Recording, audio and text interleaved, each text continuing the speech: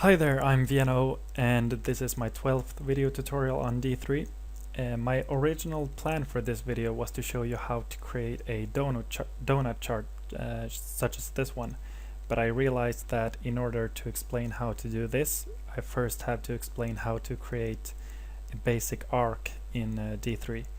And an arc is, if you didn't already know that, in simplified terms, just a part of a circle. So each of these elements here are arcs.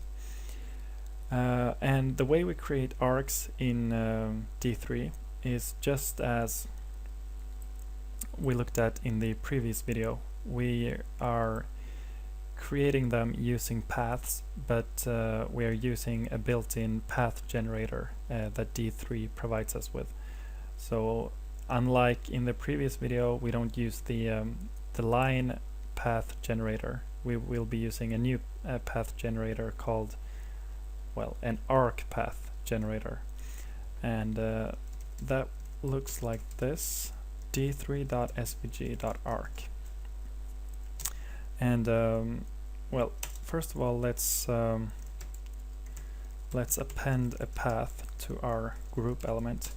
We won't be doing any data binding in this video, so we'll the D attribute will be refers to the path generator, and the path generator for arcs has 4 accessor functions that we need to specify, and that is the inner radius, the outer radius, the start angle, and the end angle. So perhaps it's self-explanatory, but the inner radius is the radius, the distance from the center to this line here, and the outer radius is the distance to the outer line here, and the start angle is obviously where the arc is started, and the end angle is the end of the arc. So let's begin by I should also say that the angles are not measured in degrees as you may be used to. I guess you know that a full circle is equivalent to 360 degrees. In D3 we measure the angles using radians, which is a different unit, and a radian is I think this picture from Wikipedia explains it well. Whenever this distance b is equivalent to the radius, we have 1 radian. So this is 1 radian, and a full circle is 6.28 radians. I think at least it's, well, let's set up some variables here. So we have a radius.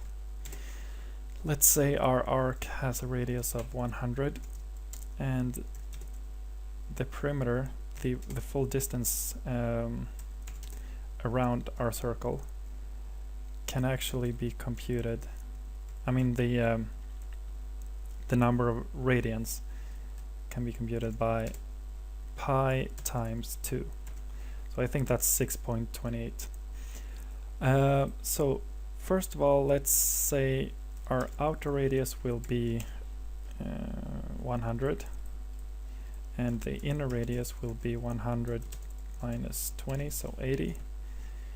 The start angle begins at 0, and let's say we want a full circle, so we'll use our variable p here, which is equivalent to 6.28 radians, so a full circle. I think this should create a circle. Let's find out. Yeah, okay, so we have our circle here. So what would happen if we set the end angle to p minus 1? So we remove 1 radian. Let's save and refresh, and as you can see, we have 1 radian missing. And if we, yeah, I guess the point is clear. So anyways, that's how you create an arc in D3.